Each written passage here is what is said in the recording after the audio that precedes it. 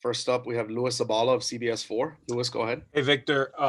Gino talked a lot about the meeting you guys had. You being a freshman, um, what was that meeting like for you as a college kid? With a lot of the veterans talking, and what was said in that meeting that really got your attention? And why do you think the confidence of this team can still be high even after the weekend that you guys had?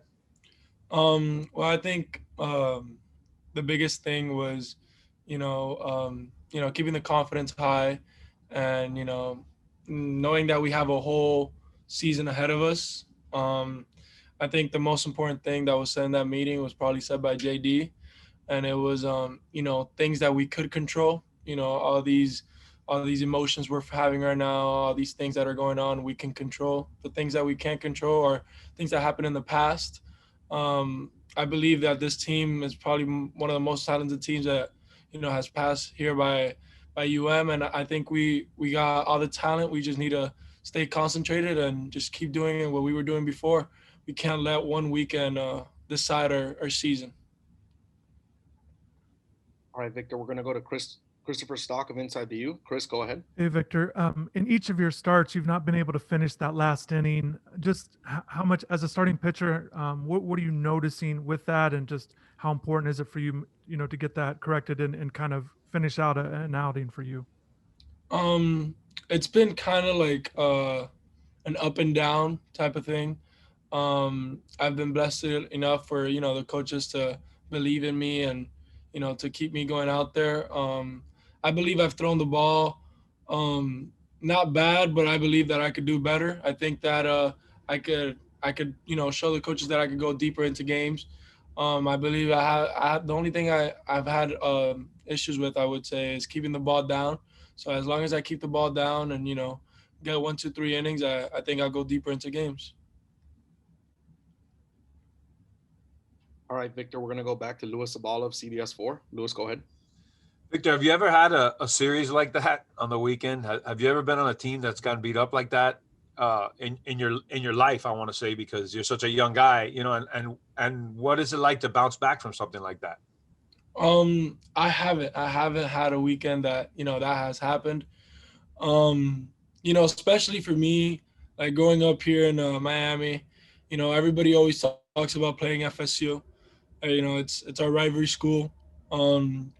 I think going into the game on Saturday, knowing that we had lost really bad on Friday, my emotions were up. My juices were going. I felt like I was in the College World Series. You know what I'm saying?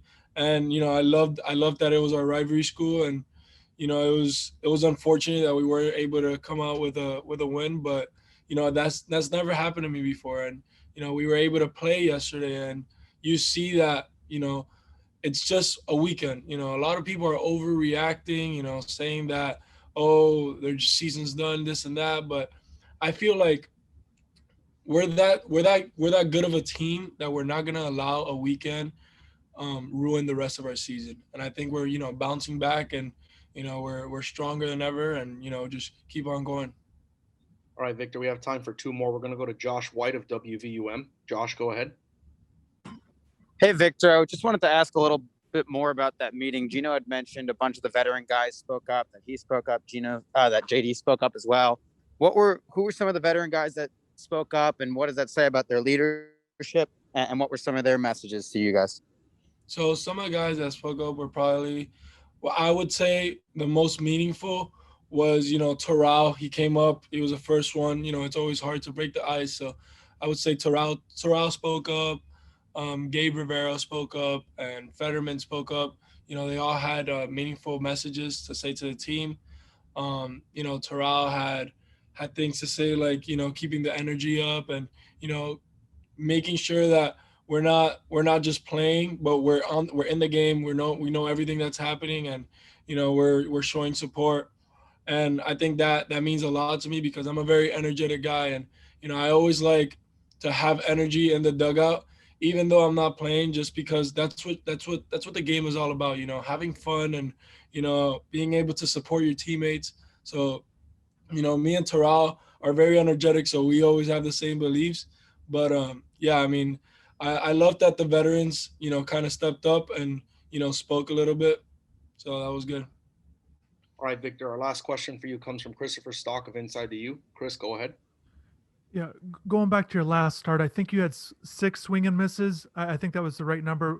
Your thoughts on that number? Is it something that you pay attention to? Should it be more? Maybe why was it at that number?